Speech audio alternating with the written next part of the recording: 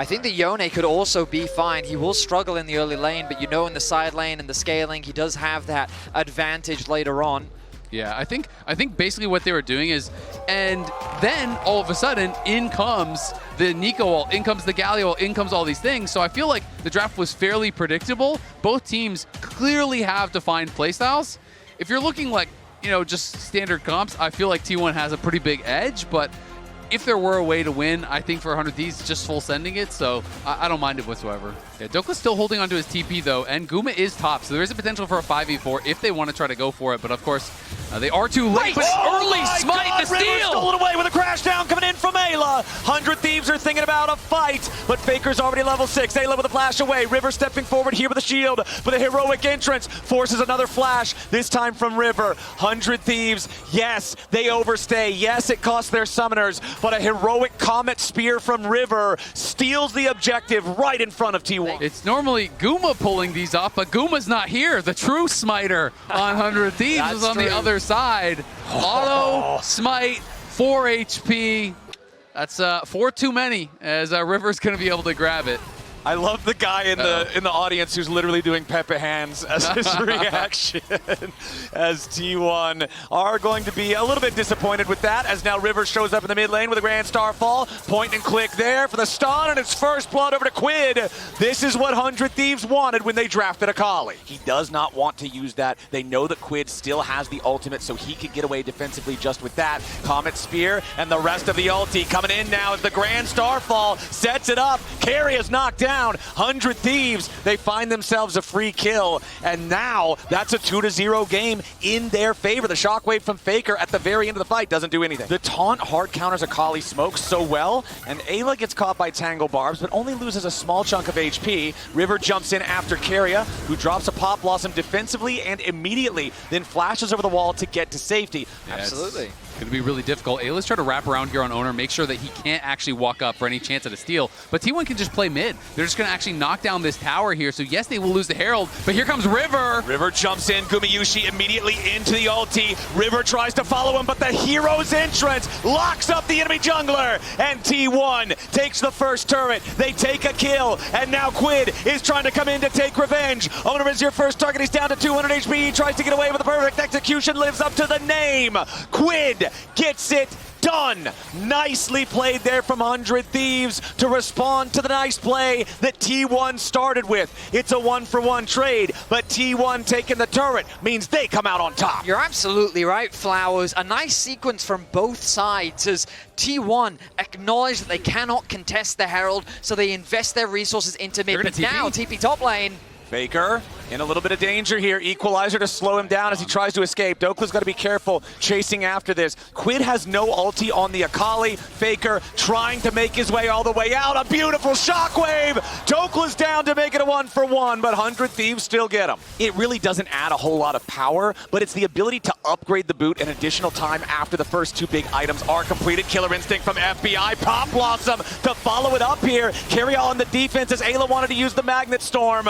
And they do secure the kill on Keria, but now Doran jumps into the middle of everybody. He gets one back onto Ayla. Support for support as the Galio goes up into the air and gets away. Faker wants to throw the ball forward. 100 Thieves disengaging. Another 1-for-1. I guess they are worried about their siege. Similarly to last game, they are a very short-range composition, and against an Orianna, maybe they want to use this Herald to guarantee this mid-tower. Doran, though, doesn't have his flash. Nice. They stun him up with a Shattering Strike, and they try to block the exit here for the Justice Punch. Doran cannot use it to get away because he would have to dash back first. So a nice shutdown goes over to 100 Thieves. No TP on Faker. As Otacon spawns. T1 now in a 4v5 for the next 30 seconds. There is also no teleport on Doran once he respawns. He will have the hero's entrance if he needs it. The Herald is summoned up here in the bottom lane. A Herald charge alone will not kill the tier 1 turret, and Quid is still making his way over to the battlefield. T1 stabilizing for now as the Herald is shot down. Second item fully completed for Faker as well. He has the Seraph's Embrace all the way involved. Quid going after Doran here, going to allow the taunt to expire. River ready to join up. Yes, Doran is very tanky against magical damage, and he failed the flash over the wall. The Galio now with the hero's exit to get away to a nearby ally, but Quid tries to follow here with a shuriken flip. He goes in for the perfect execution. He's trying to still find the kill. Doran dies, and Quid's got the fancy feet to guarantee it. Oda wants to get away, but a flash 5-point strike hits all 5. Quid dies with a shockwave in retaliation, but it's a 2-for-1 for 100 Thieves, and one of the two is the enemy jungler. Ayla crashing down over the wall as Gumayusi forces his retreat. T1, they're a 3v4 on the map for now. 100 Thieves on the approach. River's T1's already got ult. it down to 40% HP. Doran keeping Quid away off to the right side pincer as the Infernal Drake is secured by Owner and T1. 100 Thieves not there in time. Yeah, River really wanted to finish a second item, so he does do that, but then you're allowing them the free soul point, and now they're going to engage! Yeah, now it's a ton of damage back onto River. The shield cannot protect him in time. Quid wants threat onto Gumayusi, but he doesn't have enough. Pop Blossom's not going to stop him. Ayla into the middle of everybody here with a Magnet Storm. Keria might just die to Quid, but FBI's already been executed by Owner. Ayla's next to fall, double kill over to Gumayusi. Keria dies, but it's so many dead on 100 Thieves in trade. Only Quid and Dokla are still alive as Quid tries to escape into the enemy jungle. Owner's got an eye on him here with the sweeper. Quid still trying to get out, but Faker's shockwave will seal his fate. T1 with a 4-for-1. For simply approaching the dragon, T1 find 4 kills. He only kills the support, and T1 just fights forward through the rest of the team. Faker in an awkward position here. Yep, tagged by the first Electro Harpoon. Exhausted now as he tries to fight back. Owner swooping in to protect his mid laner. Meanwhile, FBI's in danger. Killer Instinct defensively. Faker burning down. Dokla burning down. A little bit more damage from Flame Spitter. Isn't going to get it done. Faker finds the first kill back into Dokla. Gumayusi under pressure. He tries to sidestep away. A massive outplay from Gumayusi defensively with the feathers to buy a little bit more time. But he is shut down by River. It's still 3-for-1, favoring T1 as Quid and River are trying to get away. And Doran pushes the tier 2 mid. And 2 towers will fall off the back of that as T1 gain an even greater gold advantage. I kind of want to see that one more time because it felt to me at first like maybe Dokla was just trying to hold on to the equalizer, not commit it, used it very late, but they are going to go back in. Can they actually stop the recalls in time? Dokla looking for it. He has no equalizer to try to stop this, but they don't need it just yet. Here comes Ayla. He's locked him up with a Magnet Storm. Faker trying to get away. He's very low on HP, but River's on the approach. Faker and Owner both getting away over the wall. Quid on the chase. He finds the shutdown onto Faker, and now he's got to try to get himself out of it. But he's not going to find the kill onto Quid here just yet. Owner's going to be burned down. Shutdown credits over to River. It's 2 kills for 100 Thieves. What a fight there from 100 Thieves. They force it. They find the angle. Quid is back to base, but he has no TP. River is low. Owner is dead. They can't start the Baron, though, because the rest of the T1 members are very strong, and the health bars are too low for River and Quid. The problem for 100 Thieves this game is that while they find kills, they cannot convert it into any objectives as Doran. This one could be important, but the flash of the wall keeps Doran safe for now. 100 Thieves yet again looking for any chance they can. All 3 outer towers are still alive for T1. 100 Thieves know that they have the numbers advantage. Their Baron with the Kai'Sa relatively quick, but it's a risky force and they're not going to do it.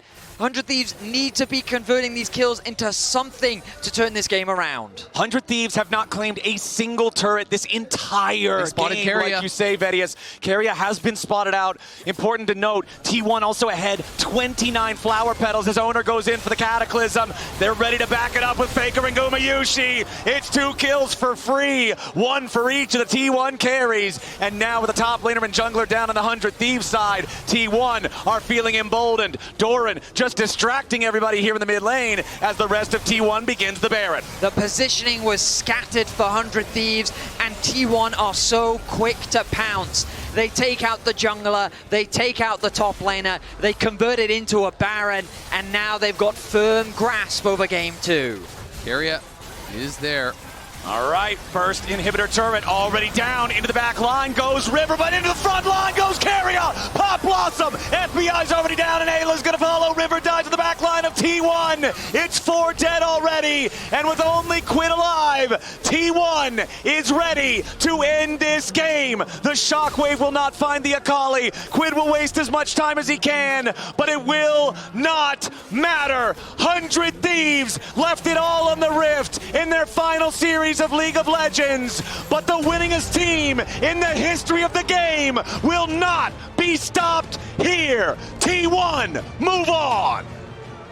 It was always going to be such a long shot against the back-to-back world champions here. 100 Thieves, as you said it, they left it all out on the Rift. They played aggressive. They played to the best of their ability. They came close at moments, but T1 always building those edges, especially in this second game. Full control, played towards the objectives, had great setups, and the killer instinct that they had to find these picks in the key moments really did separate the two teams.